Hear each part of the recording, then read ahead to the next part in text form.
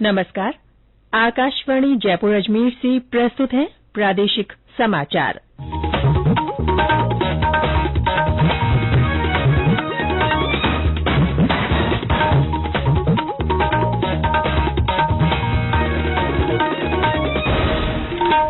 मुख्य समाचार। प्रधानमंत्री नरेंद्र मोदी ने कहा, भारत के महान संतों ने वसुधैव कुटुंबकम की भावना के अनुरूप समूचे विश्व को एक सूत्र में पिरोया। राष्ट्रीय मानवाधिकार आयोग ने कोटा के कोचिंग सेंटर में 3 विद्यार्थियों की आत्महत्या मामले में राज्य और केंद्र सरकार को नोटिस जारी किए। संस्कृति मंत्रालय ने बूंदी जिले के केशोराय मंदिर क्षेत्र को नया रूप देने की परियोजना को दी मंजूरी। और प्रदेश के उत्तरी भागों में न्यूनतम तापमान में गिरावट, शेखावटी अंचल में शीतलहर का असर।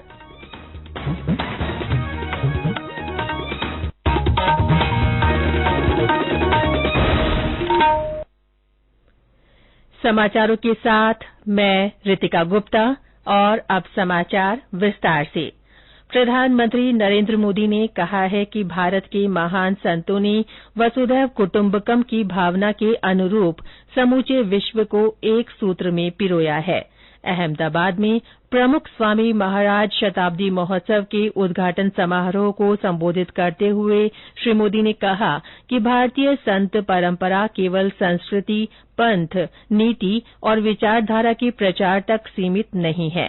उन्होंने कहा कि भारतीय संतों ने इस संकीर्ण मानसिकता से कहीं ऊपर उठकर विश्व को एक करने पर काम किया है। प्रधानमंत्री ने कहा कि इस शताब्दी समारोह में वेद से विवेकानंद तक की यात्रा के हम साक्षी हैं। उन्होंने कहा कि प्रमुख स्वामी महाराज ने अपनी मानव सेवा, करुणा और प्रज्ञा से पूरे विश्व में असंख्य लोगों के जीवन को प्रभावित किया है।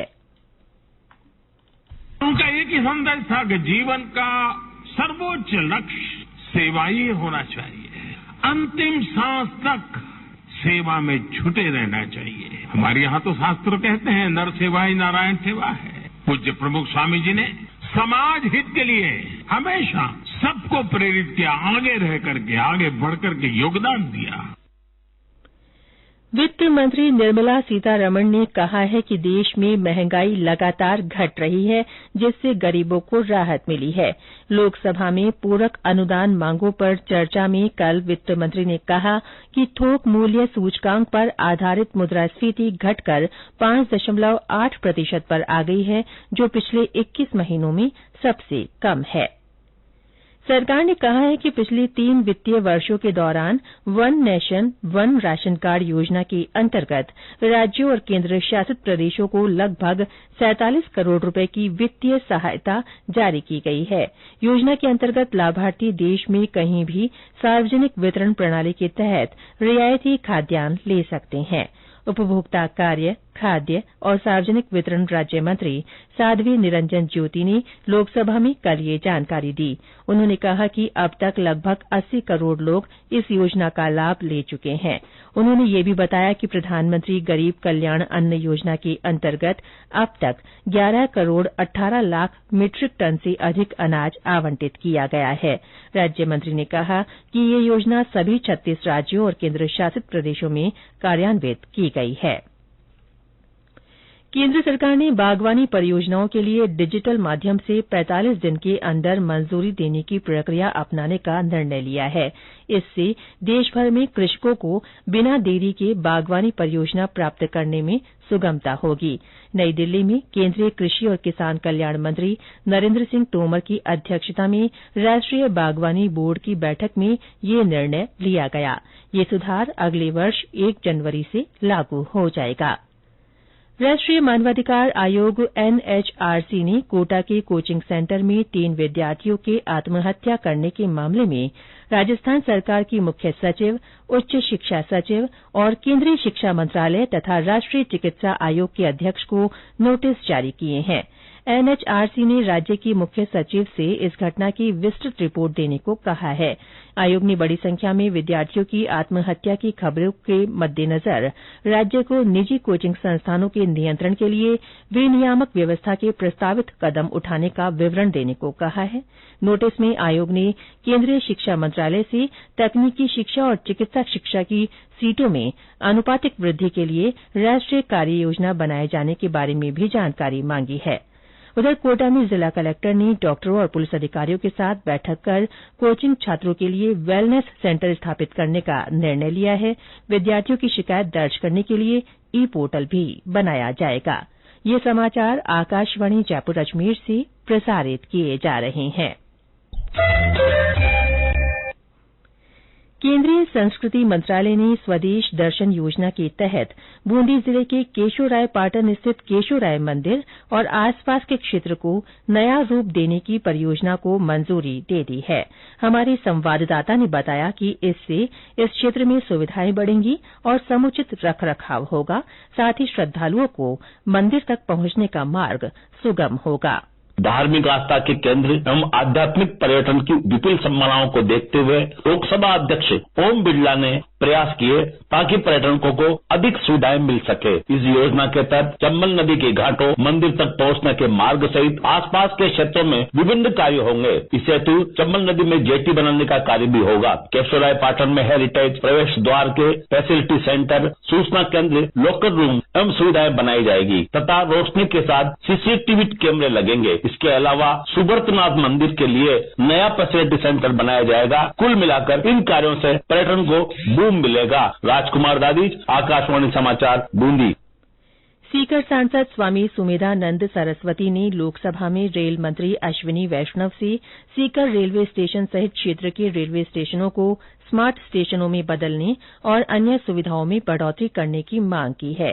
सांसद ने बताया कि सीकर में हर साल देश के कोने कोने से लगभग 2.5 लाख विद्यार्थी पढ़ने के लिए आते हैं। ऐसे में स्टेशन पर सुविधाएं बढ़ाने की जरूरत है। राष्ट्रीय ऊर्जा संरक्षण दिवस के अवसर पर कल राजस्थान ऊर्जा संरक्षण पुरस्कार दिए गए। जयपुर में हुए समारोह में ऊर्जा मंत्री भंवर सिंह भाटी ने 14 संस्थानों को विभिन्न श्रेणियों में राज्य स्तरीय पुरस्कार और 20 अन्य को प्रमाण पत्र प्रदान किए। इस अवसर पर श्री भाटी ने कहा कि ऊर्जा के उपलब्ध संसाधनों का किफायती ढंग से दक्ष उपयोग और गैर परंपरागत संसाधनों से आधिकारिक विद्युत उत्पादन करके बड़ी मात्रा में परंपरागत सीमित ऊर्जा स्रोतों को बचाया जा सकता है। राजस्थान कर्मचारी चयन बोर्ड ने तृतीय श्रेणी अध्यापक भर्ती परीक्षा के लिए विज्ञप्ति जारी कर दी है। 21 दिसंबर से 19 जनवरी तक रीट भर्ती परीक्षा में सफल रहे अभ्यर्थी परीक्षा के लिए आवेदन कर सकेंगे। लेवल 1 के 21,000 और लेवल 2 के 27,000 सहित कुल 48,000 पदों के लिए ये भर्ती परीक्षा 25 फरवरी से 28 फरवरी तक आयोजित कराई जाएगी।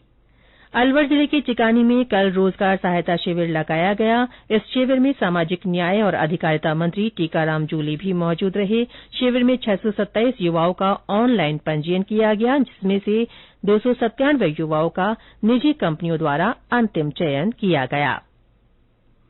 प्रदेश के उत्तरी भागों में न्यूनतम तापमान में हल्की गिरावट आई है। सीकर के फतेहपुर में पारा आज 1.8 डिग्री सेल्सियस रिकॉर्ड हुआ। चूरू जिले में शीतलहर से ठंड का असर बढ़ गया है। मौसम केंद्र जयपुर के निदेशक राधेश्याम शर्मा ने बताया कि शेखावाटी अंचल में कई स्थानों पर न्यूनतम तापमान 4 डिग्री सेल्सियस से नीचे दर्ज होने के कारण शीतलहर का असर बना हुआ है।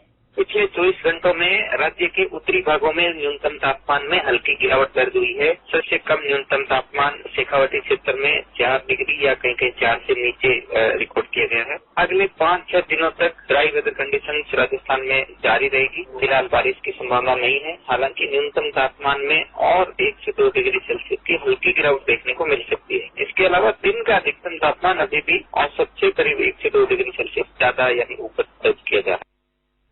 और अंत में मुख्य समाचार एक बार फिर। प्रधानमंत्री नरेंद्र मोदी ने कहा है कि भारत के महान संतों ने वसुधैव कुटुंबकम की भावना के अनुरूप समूचे विश्व को एक सूत्र में पिरोया है।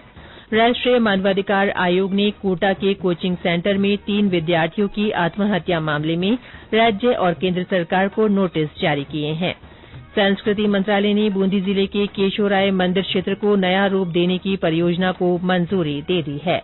और प्रदेश के उत्तरी भागों में न्यूनतम तापमान में गिरावट आई है। शेखावाटी अंचल में शीतलहर का असर है। इसी के साथ प्रादेशिक समाचार बुलेटिन समाप्त हुआ। नमस्कार।